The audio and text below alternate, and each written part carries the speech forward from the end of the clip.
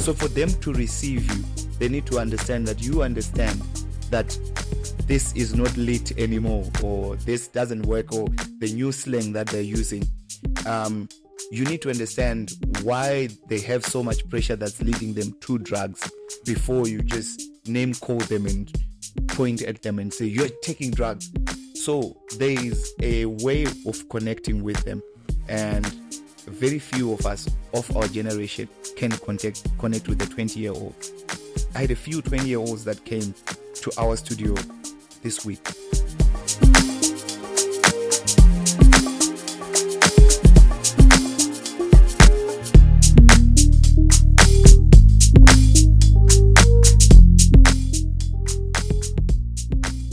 Hi everyone, welcome to another episode of Moments with Nyengeterai. I'm so excited about today's guest. We've been trying to get him here for a while, and I know you're going to be just as excited. He's one of the people that you've asked for, and like I said before, you know, in this community we try and meet your needs as much as we can, and a lot of you have asked us for him to come, and there's certain questions that you've asked us to ask him, and I hope you'll be happy today. But above all that, I just want to say thank you for supporting us. You continue to subscribe and to share, and thank you for the comments, and thank you for the feedback. And today I'd like to say welcome to Tembalami. How are you? I'm good. Thank you so much for having me. You know, yellow is my color, so yeah, I'm just fitting right in. There's a yellow mic and a yellow mug with my cinnamon tea in it with lemon and honey. It's amazing. I think I'm gonna move in. Like, you're gonna move in? Yeah, I'm gonna move in. You're most welcome. I love it here. As long as you sing for me every single day. Oh my goodness. Okay, I changed my mind. It's so good to have you here. So I know a lot of people know you. They know the persona that's on air. Mm-hmm. Who are you? Who is Tembalami? Who are you? What are you about? So I'm one of these weird people. Like, usually what you see is what you get. I don't pretend much, or maybe just a little, but I'm just open like that. I love conversations, especially enriching ones, and I love to laugh, a good laugh. If you go on my Facebook, you'll see that I share a lot of jokes and stuff, because life is hard as it is, and if we don't find stuff that inspires, stuff that makes us laugh, stuff that encourages us. So my music is about encouraging people. I'm a huge Arsenal fan. If you say something bad about Arsenal right now, I'm walking out. I am walking out. But anyway, that's me in a nutshell. I'm a father of 3, married. Is there anything more? I think it answers one of the questions. I was actually shocked. Someone asked me, is he married? I'm like, okay, I'll ask, but I know he is. But anyway, there you go. Answered. He is married with 3 kids. Yes. Okay, that's fantastic. I want to go back to your childhood. Mm-hmm. How was your childhood? How did you grow up? And how did you get into gospel? In fact, into singing? Because I know, like, when we were younger, even when we were at choir, I remember most of the boys used to run away from choir. Oh, yes. Because it was like, it's a sissy. Why should boys? The boys didn't want to be seen in choir. Yeah. So I want to understand singing. When you were young, were you singing? How did it all start? Well, I had the best childhood. I know a lot of people say that, but I did. Like, my childhood was awesome. You see, I grew up in a town called Chitungwiza. It's a very musical place, from Zigure to Church Crusades to Boys the Smoke, Alec Macheso, Charles Charamba. We have the legacy of Zimbabwean music. Like, if you go on that top songs that Radio Zimbabwe put, there's Leonard Dembo who got 5 number ones, Alec Macheso who got 5 number ones, but Charamba who got a couple of number ones. You see that half the songs, the Sungura Boys, System Tashida, all these guys are from my hometown. So I grew up in that town. So music is in my veins, like it's in my city. And then I grew up, my mom is a farmer at heart. So my mom was always kumusha. My dad worked in a factory. He was a mechanical engineer in a factory. So would come to Chitungwiza over the school days. would go Kumusha over the holidays. So I did everything that a Kumusha child can do. Like I herd cattle, I went into the fields, weeding, everything. I've done all of that. You milk a cow? I can milk a cow. Like I can still milk a cow. Wow. I can get a cow, tie it up, put it on a horse cart and go. I can just do all of that, plowing, cultivating, all those things. I've done them. And that coupled with me going to boarding school for my high school and then being part of a church, Celebration Church, it has given me a wide view of life because I understand life in the rural areas. I understand life in the ghetto. I understand life in the burbs. I understand different people, different walks of life. I've been entrepreneurial before. I worked in companies, and so God was preparing me for this place, and I had no idea where I was going. I was just stumbling into things as I was going, but God was putting me into this space. Mm-hmm. Wow. Yeah, because you know, when you were talking about growing up in Tungwiza and then going Kumusha, coming Tungwiza, then going to Celebration Church, that exposure, I think a lot of people then don't have it. Mm-hmm. What do you believe is one of the pivotal things that you learned from that whole interaction of the different environments that has helped or sustained you up to today? One of the things that was ingrained in me as a young person is I don't shy away from hard work. And that came from my mother because she was a farmer and we were with the work hands. So we were always working. And she would wake us up at 3 a.m. or 4 a.m. in the morning to go into the field because by 8 a.m. we should not be using the cows anymore because the sun is out and it's now animal abuse. So waking up or staying up late is something that was ingrained in me. So I don't shy away from hard work, and I'm not even shy to demand it from the people that work around me. I don't like crybabies. I struggle with the new Gen Zs and AMA 2Ks because I don't know how to make an excuse for something that I can do. I don't like putting something for tomorrow, what I can do today. So I am that guy. Yeah, your energy. You have this energy, you know, this vibe about you. And I'm sure that it must have come from when you were young, you know? Yes. And then as a teenager, I know we all go through episodes. Did you ever look back and say, but that episode, yeah, I think I was almost getting lost? The problem with me is my dad retired when I was in grade 7. Are you the youngest? Yes, I'm the youngest. So he moved to Kumusha, and I started staying with my brother, who was a mechanic, and he worked for a cross-border trucking company. So he would go to South Africa to go and fix a truck, and I would be at home alone for a week or two. So I never had curfews. Everything that I learned to do was stuff that my parents instilled in me as a young person, and those values is what protected me. I could actually go out all night, but I didn't do it. And I found it very, I don't know, I think there was a little narcissist in me that thought I was better than everyone else. True story. Like, I couldn't see myself because I always thought, like, when I was doing my A-levels, I was now going to a day school in Chitungwiza. And there were these kids who would carry their alcohol to school to come and drink it at school, and then you'll finish school at 12 and go home. I'm like, why are you even bringing the alcohol? If you like alcohol, do you like alcohol or you like attention? So I was just one of those good head on your shoulders kids that I think that was also the problem, that my parents would not see if I had done something wrong because I was always the good child. And being the last born, I don't know. Maybe I had favors, but that was just me. I'm just thinking for a last born, because most last borns are spoiled. Oh, no, not me. We're not spoiled. Yeah. Because there's a 6-year gap between my sister, who comes before me. So by the time I was in Form 1, she was already getting married. Wow. So I was just there alone. There was no one to spoil me.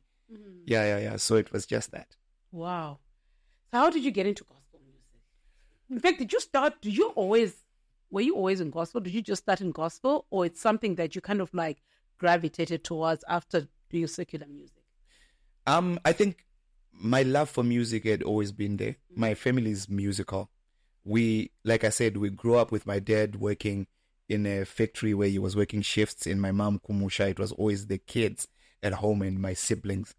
So we would play music loud. Our neighbors hated our house because our music was always loud and we were always dancing. And I was the youngest, so I could see my seniors doing the Cabbage Patch and the Running Man and all these things. I grew up with that. And then my other brother was a Sungura maestro. Like, he loved Penga Udzoge, the whole Penga Udzoge collection, the whole System Tazido collection. So all this. And then my other brother was a reggae fan. He had everything, Morgan Heritage, Garnet Silk, Biniman, all these guys. So I had a lot of music in me as I was growing up. And then when I went to boarding school at Howard, I met this man who mentored me. He was the leader of the Scripture Union. He's the guy that taught me to pray. And he saw that I had a gift and said, you should come and sing at Scripture Union. So I started singing there and I started leading worship there. The next thing, I started preaching and sharing and doing these things in high school. And how old were you in high school when this started happening? 15, 14. Wow. Yeah, I was young. Wow. Yeah, but then it was also what my mother had instilled in me. That little narcissist guy who always thought he was special. So everywhere where I was going, I was always inspired by things like the guy who started the Salvation Army, William Booth. I went and read his history in the library, and I was like, I want to be like William.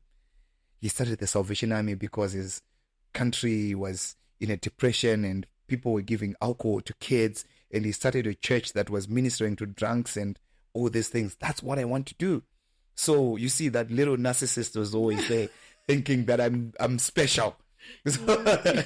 So that's how I got into singing gospel. And then after I had finished high school, I forgot. It wasn't a dream of mine because I was good at math. Like, when you're good at math, your parents don't see Alec Macheso. They see Dr. Guramatu News, who's known for the best eye surgery or something. That's what they're looking at. So one of my friends, just after high school, took me to a studio, said, I need your help. I know you can sing. I'm a rapper, so you to come and sing the singing parts. So that's how I stumbled into a studio. And after that, once you are exposed to something, it becomes possible, because we used to listen to all these artists, but we just didn't know where it happened. Studios were not as common as they are now. Like, I can just go into my house, put 2 speakers and a microphone. It's a studio. That time, studios were analog, and we were just moving into digital, and people were actually laughing at digital productions because everyone was analog. There were live bands in the studios, and you have to go to ZMC, Shade, or Grammar just to record. It wasn't like, I want to do a demo and just do it at your house. So that's how I stumbled into music. And one thing led to another. I did a few things in a backyard studio in our hood. That got me into a connection with someone who was the manager of Extra Large. And one of my songs, I brought it to him. He's like, this is a great song. If we put Extra Large on it, it will blow up. And indeed, we put Extra Large and it blew up. Extra Large took all the credit, and we had a fight. And then we made up, and then we became a band. So everything we're just stumbling into. But that whole time, when I was doing secular music and everything, I was still going to church. I was still a Christian. So there was now this fight in me. There was one side that was saying, this is not enough. There was another side, being a 20-year-old that wanted to be famous and to be seen, and all the girls, and growing up watching hip-hop videos in their long T-shirts with big labels on it, and, hammers and nice cars. I'm like, That's me right there. So there was that struggle until at some point I just said, enough is enough. I'm a Christian, I'm a gospel artist. This is not my space. And then that's how we started Sim Praise, and one thing led to another, my solo career, and to where we are now. Wow. How old were you when you realized that, you know what, I have to do gospel? It has to be gospel. It was 2006. So, yeah, I think I was about 20. How old was I? 23, 24? Yeah. Pretty young. That's, I mean, well, not pretty young, but I mean, Yeah. to come up to such a major decision. Yeah. And what have been your biggest learnings, especially from transitioning from secular music to gospel music? What have been your biggest learnings? Lessons. One of the biggest lessons is Christians are delusional. We want to preach. Stretch that out. Explain that. Explain that. We want to preach to a people that we don't understand their motives, their motivations, why they do what they do. It's easy because when you're a Christian, it's easy to do a lazy argument. You just say, this person is being used by the devil, period. When you do that, it's easy for you not to go and speak to them, for you not to go and actually get to know them as a person. So me being a secular artist, I understood some of the motivations that these kids had. Some of them, they're actually in this to pay bills. They want to take care of their families. They sing so that they earn a living, buy a house, buy their mother a house. That's what they want to do. They want to earn a living from it. So the moment you call them devils and we say all these things to them, then we lose them and we don't connect with them. But some of them are actually Christian, and they have the same struggle that I had, that there is a soul in me and there's a spirit in me. My spirit man wants to connect with God. My soul wants to sing a love song. So the best way to understand is to actually get to know this person, their motivations and their struggles. And once we do that, then we can connect with them like genuinely. No. You know what? Oh, yeah. And you're so right. I was laughing that we are delusional, but you're so right that we have to find a way of reaching them. Yes. And making sure that we continue to be, relevant. Yes. Because I think sometimes, like what you're saying, gospel music, people look at you at a certain way and then it looks like you guys are irrelevant. Yeah. In Zim, do you believe that the gospel space is, I want to say it in a way that doesn't sound like it's true. Do you believe that the gospel music is reaching people, the right people that really need to hear it with the right sound? Okay. And with the right lyrics? That's a debate that's been ongoing from the time that we started singing and before we started singing. When the Pentecostal movement started, it came with the music. And the people that started Pentecost, the music that we call worship now, was not accepted in the 70s. It was unheard of. People were like frowning on it because we were coming out of the Methodists and the Salvation Army, where everyone sang hymns that were written by John Wesley in 1847 or something, or something written by someone in 16 something whilst crossing the sea on a boat. Those were the hymns that we're singing. And this whole worship movement that we call worship now was unacceptable. So I see people that don't accept a different kind of sound. If you come with a gospel song and you're singing, we are rapping lyrics instead, they're like, no, rap is not of God. I'm like, excuse me, what you are singing and what you're saying is of God. 30 years ago was not acceptable. It was not sung in church.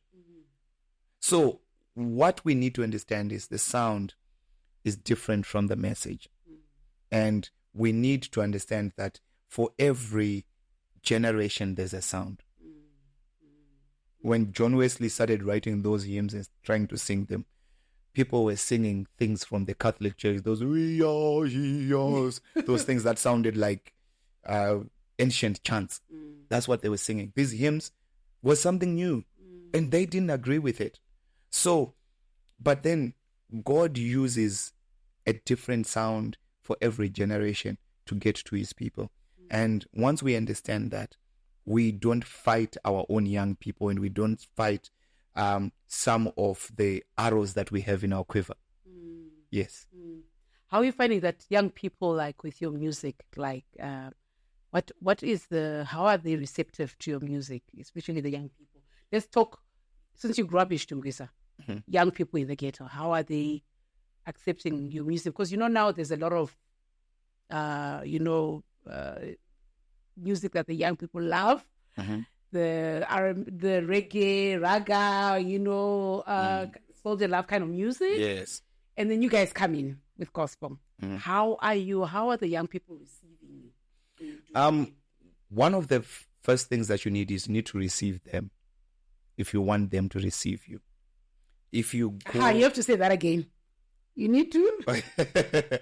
You need to receive them and understand them before they receive you, because they have a different kind of struggle than we did, and they have a different way of interpreting life than we did. We grew up with no TikTok, with no Instagram, with no peer pressure. We didn't even know where Bali is. We didn't know that there's white sand in the Maldives. We never knew that. These kids have to wake up every morning and see their peer walking on a white sand in the Maldives. They also want to live that life. We never had to struggle with that. I grew up in Chitungwiza.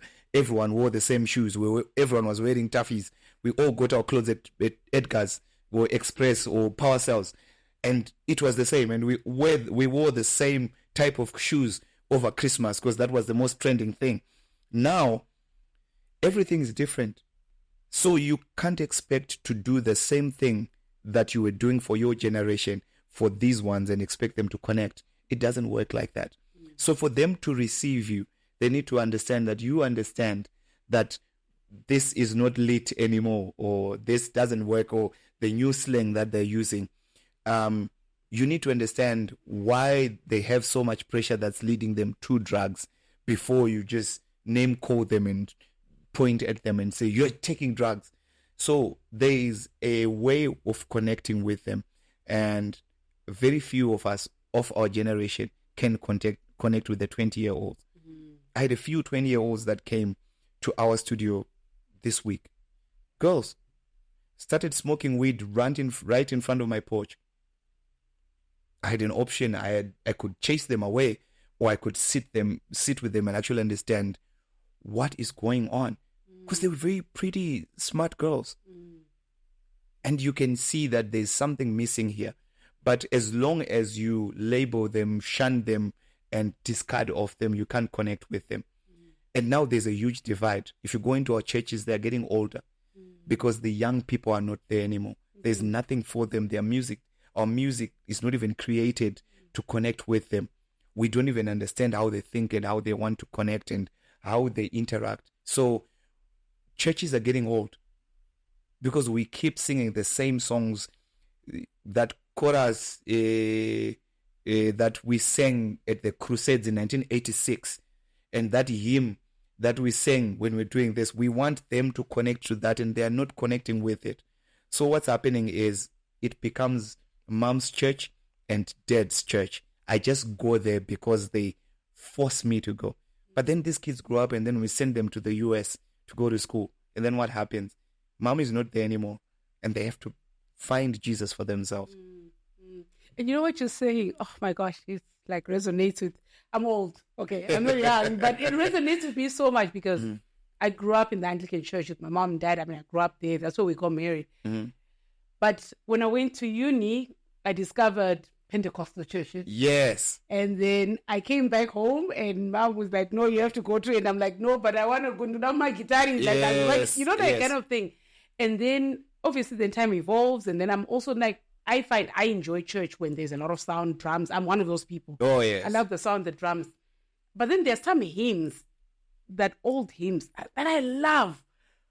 But then I like them to be sung in a more modern way. But you know why you love those hymns? You're exposed to them. So you got that generation of hymns and you got the Pentecostal vibe. Your kids started in the Pentecostal space, but also they've been exposed to Maverick City and Terrian and all these young artists that have new vibes and new sounds. There's Afrobeat, Anatolia, Limo Blaze, these young, vibrant artists that are coming up. They also want to hear that, and we are depriving them of that. So if they manage to find a church that has that, they'll run away from our church and go do that. But if they don't find a church, then there is a disconnect now. They're now saying, why am I even going? This is mom's thing. No, you're so right. So what motivates you? How do you write your songs? What is it? What kind of spirit do you have to be in to write those songs? Oh, I'm weird. Because I mean, I listen to your songs, especially because I've always been listening, and then that's why we're talking and wanted you to come. Yeah. But more yesterday, because I now wanted to really What? What? So I'm weird like that. I write my songs in situations. Like if I'm feeling depressed, I write a song, God, I'm depressed. If I'm feeling lost, God, I'm lost. If I'm happy, God, I'm happy. If I feel like smiling, God, today is just a happy day. I want to smile. I want to sing a song about smiling. So my music is, if I'm in church and I want to worship and I can't find the right song, I'll write a song to worship with in church. If I want to pray, I'll write a song about prayer or something that gets me in the mood to pray. So my songwriting ideas are so random. I've written a song on the street. I've written a song in an airport. I've written a song on stage whilst I was leading worship. I've written a song whilst listening to something that is not even Christian. I'm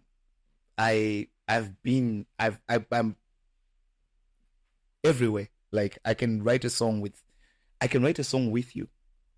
I can't sing. I know, but we can talk about something that resonates with me. And I say, I think we need a song about that. And I write a song about it. So my writing is just random like that. Wow. Yeah, you know what? It's one of those things that I always say to God, I can't sing. You know, my husband and my kids actually said, you know, Mom, we need to sit you down, please. Like when you're wearing your headphones. Because then I get so excited. Oh, right? And then I'm like goodness. singing so loud. And everyone's like, what are you singing? It's like you're so off tune. But I'm just praising God. It sounds really So good. we need you in the industry. I can't sing. I know. I can come in and give you like motivation. Exactly. The kind of songs that I So want.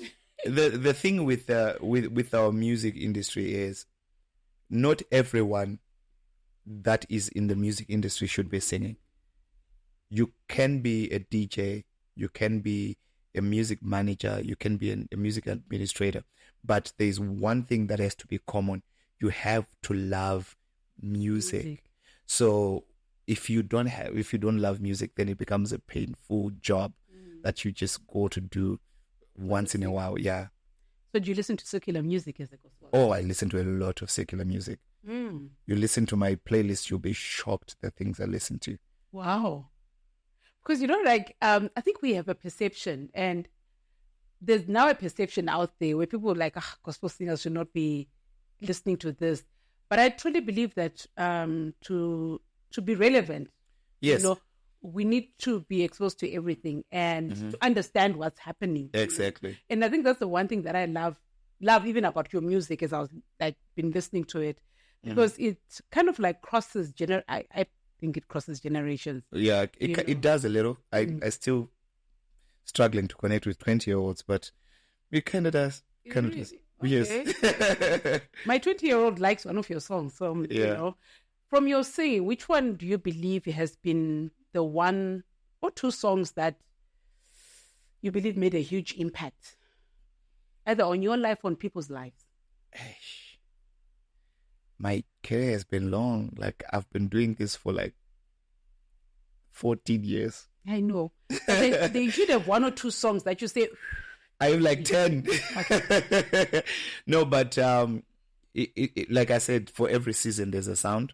When I started Tom Rumbiza was the song. I think that's what broke my music into the international arena.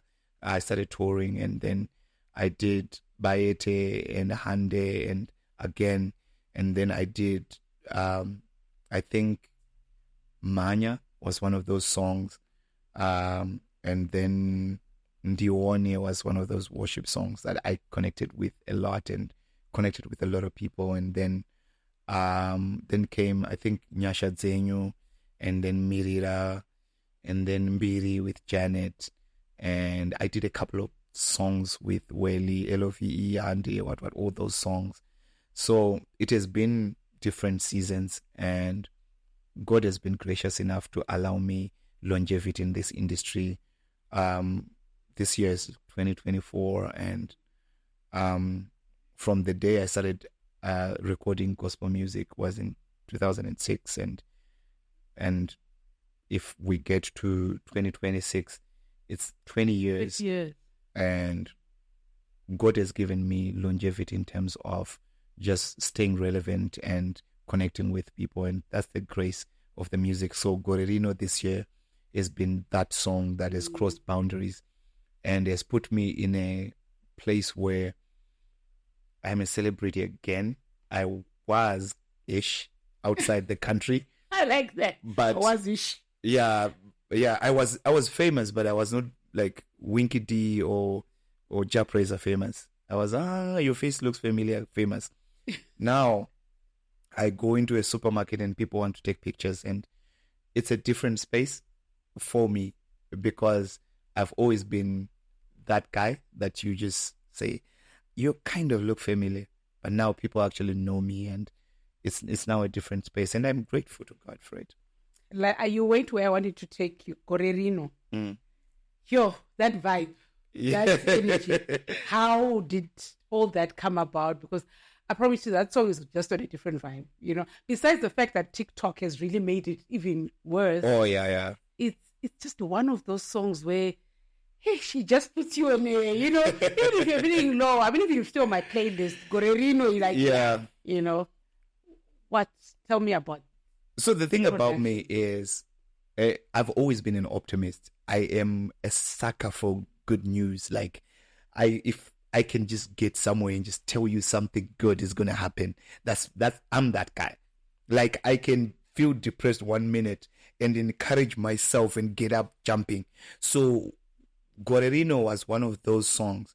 Like, when my pastor said, this is our year of going through the open door, I said, I connect with this and I want to run with it. So I need to write a song that goes with this. But I just don't want it to be just another song. I want it to be able to connect with young people as well as older people. So I wanted a choir vibe, but a young vibe. So when I wrote the song, I said, I need a feature of young people. So I got the Unveiled in there, and they were amazing. And not only that, half the team is in university. They are 19, 20, 21-year-olds. So wow. Yeah, so they kind of also bring that vibe, and they brought their friends along with it. So it was amazing because I brought the more mature kind of vibe with my experience and everything. And even the sound, I knew exactly the kind of sound I wanted, because I wanted it to be amapiano so that it can cross boundaries, cross borders. Because the good thing about the amapiano vibe, especially the Limpopo sound, the Master KG kind of sound, you don't need to be a staunch amapiano fan to be like deep house, like black motion house for you to like it. It's light, it can cross boundaries and get into spaces. So that's the kind of sound that I was going for. And when we sat with Tadex, we crafted it well. The time Unveiled came, it was just icing on the cake. Wow. And how has that, in terms of opening up doors and opportunities for you, but also in terms of interactions with the younger people, how has Gore Rino? The thing is, I was one of those non-TikTok people. I'm old. I was on Instagram and Facebook, and so was I. And I was comfortable. So it pushed me to go on the TikTok platform, and it has been a revelation. Like, it's crazy.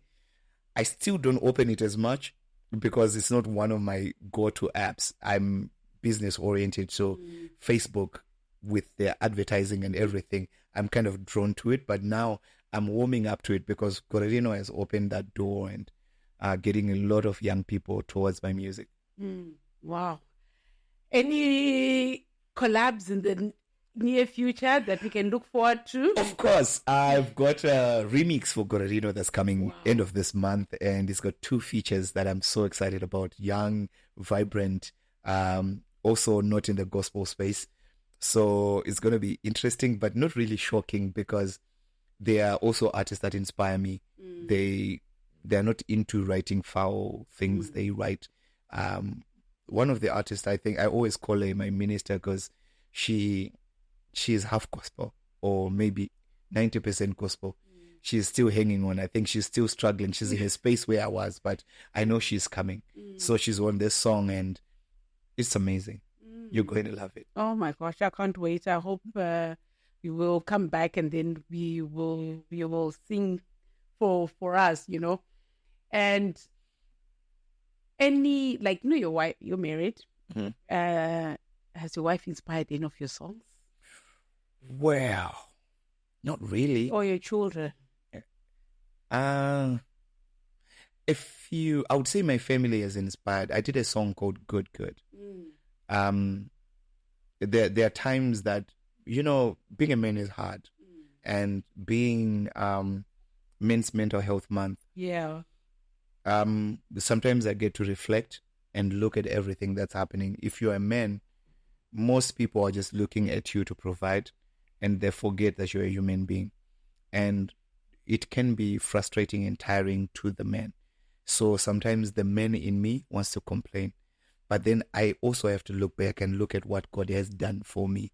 And from Chitungwiza to where I am, from the first song to where I am now, to over 100,000 subscribers on YouTube and all these things that I'm doing, I am always reminded that I am so blessed. And with great power comes great responsibility. And I can't shy away from the responsibility, because if you're always praying to say, God, I need to grow, you need challenges that make you grow. You can't go to Form 1 without passing grade 7. So some of these are my grade 7 exams that are coming my way. So it's those things that lead me to write songs like Good Good, to say, how do I thank you, Lord?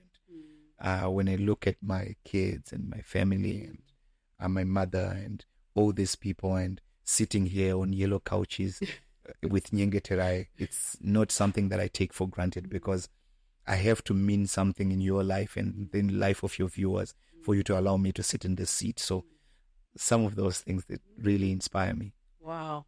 And, you know, talking about mental, you know, you went on to where I wanted to take you, but I'm glad you started. That I think, like, because you know how it is, like, in the black space, like our space as people, we don't want to see men. People think if a man cries or shows softness that they are weak. Are there enough platforms, you believe, for men, Zimbabwean African men, to get together and talk about issues that have to do with mental wellness? And do you think it's men enough, or do you feel like it's still shunned in Zim? Yeah, I think we need spaces like that. And the older generation had that. They would go to their bar space, get their drinks in there. Because when we grew up, there were these Rufaro Marketing beer halls in our ghettos where there was a lot of space. They would just go there. I know my dad didn't drink, but he would spend his time there. When on his off day, you would go there, sit with his friends, play drafts, talk. You would do hours and hours there, and then you would come home. And he was a happy man. And I realized that, like, sometimes I would then realize that we are missing something at home, and I have to pass through that space looking for my dad, because I knew where he would be. And I would go see him with his friends, laughing about and just being silly with his friends. We don't have as many spaces for men, especially Christian men, because Christian men, there's a demand on your life to be the father, to be dignified, to be this guy. And when you're that guy, some of those guys will be going through the toughest things and they don't have people to share with. So I think we don't have enough spaces as men to actually sit around and share, not really cry, but sometimes you need a space where people can tell you that, no, you know what, I've walked this journey before. What you're going through, you can overcome it. It's a tough space, but here's what you can do, or here's how you can walk. So we don't have as many spaces for that, especially as Christian men. That's really powerful. And I think you are so right that it's probably a space that people need to look at, because I think I actually think there's a lot more demand on Christian men and more so gospel singers. You know, people have these expectations that you are holier than thou. Oh, yes. You know, and I think sometimes when then something happens, people are too quick to judge. And I think those spaces are really, really keen and important. Who are your go-to mentors? Pastor G. I've got a couple of pastors at church that I confide in. I love Pastor G because he understands what it means to be a celebrity. And at the same time, he understands the music side of things and the attention that comes with it. It's a bit tough sometimes for my pastors because also there's a space where they also look at you like you are Tembalami. Yeah. And yeah, you can't run away from that. And also the toughest other thing is the more popular you are, the more fun it is to talk about you and gossip about your issues. So I had to learn who to share with and who not to share with, because you can't just open up to everyone, because for some of them it's their payday. They're looking for a way. And sometimes it's not even a payday. It just gets itchy. Like once you tell them, they just want to go and say, Nyenge, did you know that Tembalami's got a small house? Yes. So if you are struggling with lust, for instance, and you're Tembalami, who do you tell? Who's not gonna go around and say that a Christian guy who sings worship songs is struggling with something like this? So it becomes harder for someone who is in my position to actually come out and say, I'm having problems with pornography, for instance, and it's real. And how do you share with someone that you're struggling with that when you're a famous person to start with?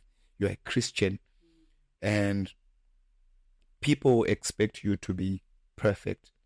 But no, the reason why we're Christians is we realize our shortcomings, and we are always repentant before God to say, God, without you, I will do crazy things. So even if I do crazy sometimes, I always come back to you, because this is not who I am. So the problem now is people are just waiting for you to do one silly mistake and they paint you with it. And then they say, this is now who you are. What's your go-to scripture? Again, seasons. I love Isaiah 58. It's one of my core scriptures, because it takes away the hypocrisy, the let's play church. And he says, is this the fasting that I've asked from you? The biggest issue that we're struggling with is today's church is we look holy and we look like we're doing something. But in actual sense, some of it is just to acquire for ourselves and look good in front of our peers and appear holy in front of the people. But Isaiah 58 is one of those places where I go when I'm not sure of what I'm doing. I go back and ask myself, is this the Tembalami that I've asked for? Is this the business that I've asked for from you? Is this the husband that I've asked for? Is this the father that I've asked for? So I might lose my way for a minute, and I might lose my way with you for a minute, but don't be deceived. I'm still going back to my father, because that scripture keeps pulling me back to factory settings. So like a phone, you might install funny things, but when it starts playing up, when you say back to factory settings, everything gets back to normal. What would you say to someone who has lost trust and faith in the church? Okay. This is a question that actually came from one of our. They said, what would you say to someone like that? Because they've been broken by the church. Oh, yeah. What would you say to someone like that? It's a tough space because church is like home. It's a place where you let your guard down and you expect everyone to be perfect. But the problem is we are spirit and we are also men. So sometimes your pastor might show you the men side of him. And you need to understand the reason why we read the Bible. The people that contributed to the Bible, if you read the book of Chronicles, they could have eliminated everyone and everything that they did wrong and presented perfect people. But no, they showed David's adultery, murder, everything, his heart, his greed, his everything, because they wanted to show us that there are no perfect people, only a perfect God. So if we go into the church space expecting perfect people, we're going to be disappointed and get hurt. And we will get disappointed. I've been disappointed. But then I also need to remember that these people are also human. And they are also dealing with their salvation with fear and trembling. So even though I have high expectations for Tembalami, but Tembalami can be a man sometimes. And when Tembalami is being a man, come and remind me in love to say, Tembalami, I love you so much, my brother. I feel this direction you are taking might not be the right one for you. Or even come to say, you know, Pastor, when we had this together, I told you something in confidence, and then you went and shared it with this person, and this person spread it through the church. And now it's difficult for me to come and trust you with my personal things. That's an opportunity for your pastor to grow. The next time someone comes and tells him things, he now understands that I need to hold these things like a mature pastor, and that's how we grow. So Tembalami is growing, the church is growing, and the church is a community. The reason why we're in church, though, is we are people that realize that we cannot do it on our own. We need our community to encourage and strengthen each other and do things together. It's not a place for the perfect. It's a shelter for the sinners.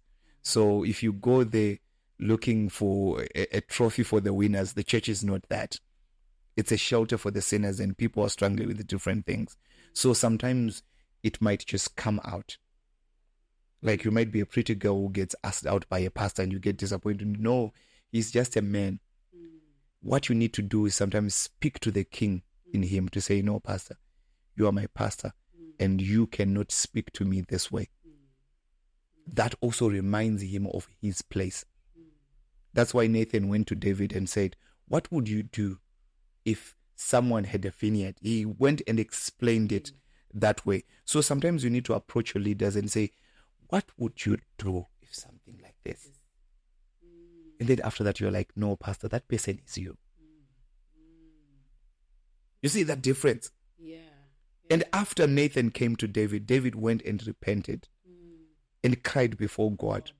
The problem is when that happens, when we are hurt, me included, I go and tell my friends and my friends' friends, everyone who can give me an ear out, you don't know what that church did to me. And then I'll break it down. You know, when I had an accident, I thought they would come to my house. They never showed. Yet I gave them so much of my tithe. I even gave them $100,000 seed. And what did they do? I donated. You know those sofas that the pastor says, I'm the one that gave them. No. That's not what Nathan would do. You'd go back to King David and said, if there was a man with a vineyard, and that's the lesson. Wow. That's a powerful lesson. I was about to ask you for your 5. I guess that's one of the lessons. So, you know, Tembalami has been singing for 18 years, gospel. can you give me your 5 key life lessons that you have learned from being a gospel artist, being your father, being a brother, being a friend, whatever it is. But I just want 5 key life lessons in your 18 years as someone ministering in gospel. One of the things is be yourself. It's the easiest thing that you can do for your life. Being yourself is not hard. It's the easiest thing you can do because you're not pretending. If you pretend to be someone you're not, you can't keep that for long and you won't have longevity. The other thing is embrace pain. There is no good thing that comes in a soft life. You actually have to be willing to wake up early, stay up late, show up when others are not. When others go for chills, you go on the internet and learn. The other lesson is be friends with the books. It might be an audiobook, it might be a podcast, it can be, but find places where you are inspired, where you grow, where you change. The other lesson is no one's coming. It's you and God. God has put inside of you enough things that you can contribute to this world and contribute to your community. But if you make excuses, it's either you can make progress or you can make excuses, but you cannot make the two at the same time. Wow. So you have to pick one to say, am I going to have progress or am I going to have excuses? We all have excuses. I was raised in Chitungis. I could have said, things are hard, in the streets. I could have done that. My friends did that. They are still there in Chitungis, smoking weed by the corner. And they are now old men, still by the corner. So there were artists that were more talented than I am, that didn't do much because they made excuses. When the sun comes up, it comes up for all of us. The other thing is never compare your page 1 with someone else page 10. We all have different times and different seasons. Where we start is different. Some start in Lotito, some start in Borodale, some went to Gateway, some went to Mzarabani. We all start at different places. The most important thing is, where do you want to go? As long as you've got a destination, you can build a map and you can get there. But if you have no destination, you can run as fast as you can, but you never get anywhere because you have no destination. I think that's all. Wow. Oh my gosh. That's been so powerful. Oh my gosh. I wish, God, I know we have to stop, but I wish we could go on because your energy, I don't know where you get this energy from, and the vibe is just so amazing. And yeah. I'm so much into, I always believe that, when someone comes in with positive energy, it just, it exudes everywhere. It is like that, yeah. And I'm so grateful for you for today. And just some fun questions that I'm going to ask you. What's your favorite color and why? Wow. The problem now is I'm a graphic designer. I love colors. Like, I'm a color guy. Like, if I see yellow on a black background, I love it. If I see something orange and something teal, I love it. If I see something red and something green, I love it. So I'm a color person. So I don't do favorite colors. I like reds and warm colors like oranges and things like that. But I don't do specifics. Yeah, okay. No. And animal, what's your favorite animal and why? Hey, the problem now is I've got problems. I'm a student of life. I can learn anything from an elephant and from an ant. Wow. I love King Solomon's ant analogy to say, go to the ant, you sluggard. Like, the ant knew that I'm very small, so we need 1 million of us to carry something, and that's how they do it.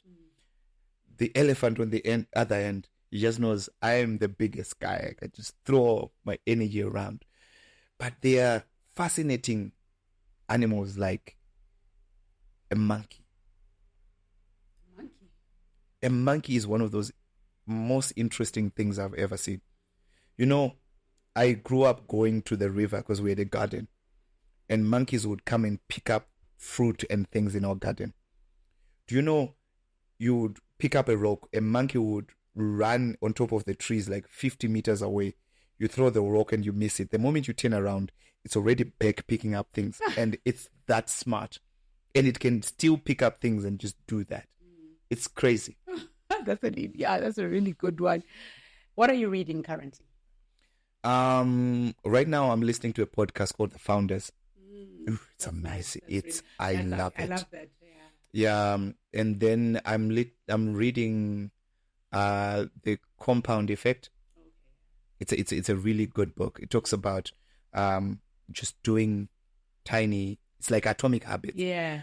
It talks also about compounding your habits. Like if you learn something, you compound. So I love podcasts. I love audiobooks. There's another book by Horowitz. It's called The Hard Thing About Hard Things. It's about a CEO who wrote a book only about hard things about being a CEO. It's a textbook. I've read it 3 times and I'm reading it again for the 4th time. Wow. It is brilliant. If there's one book you need to read that one. I'm going to look for that because I actually haven't read about that one. Yeah. I read. So I'm going to look for that one. I don't know how I missed it, but thank you for that one. It's amazing. It's how this guy started this tech company and how he was struggling with it. The other one is also Run, the book by the Nike founder. It's also a brilliant book. Okay. So I've got 2 books I need to look for. If this was your last day and you're about to transition and, go to the other side, what is the one thing that you say, oh, God, I'm ready to go because I have achieved what or done what? One of the things that I've managed to do is I've managed to inspire a generation. And I'm grateful to God because that was my prayer since childhood. I went to a school that was built by people that are dead now. But I managed to go to that school because they didn't let their vision die with them. And when I look at my music and everything that I've managed to do, I've done stuff that when I die, after I'm gone, people will still listen to me and be inspired to connect with their God. And that is something that I can't and no one can take away from me. Wow. Which song besides your own that you say, yeah, when I'm feeling low and I just want to just hear God's voice, I listen to this song or this song? I love Indestructible by Pastor G. I love that song. Yeah, Pastor G knows it. He knows that is my I've made this platform. I love it. It's one of those power giving songs. I love Janet. That Sona Sona Nini song. I love it. And I love Maverick City. I love Maverick City. Like I listen to them a lot. I love Israel Houghton. We worship you. When I'm down, if I play that song, I think it's close to 30 years old now. Yeah, I do. But I love it. I love Trading My Sorrows, all the versions, like all of them. Women of Faith, Israel Houghton, everyone, even the reggae versions. I love all of them. So yeah, those are some of my go-to songs. Wow. So we've got our passports, we've packed our bags. We're on our way to the airport. Where are we flying off to? Wow. I'm going back to Disney World. Wow. Oh, it was amazing. It was breathtaking. Wow. What those guys did in Florida. Yeah.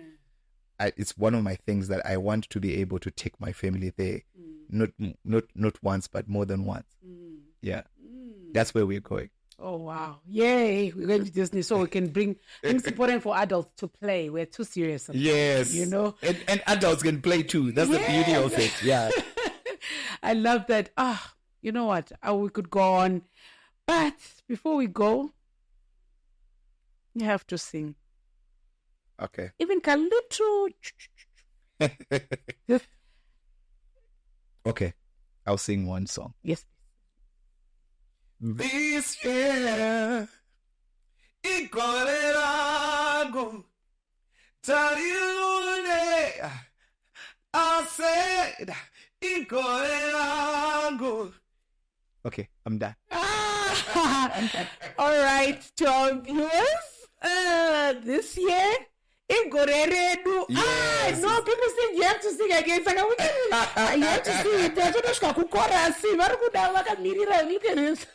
Gore Rino.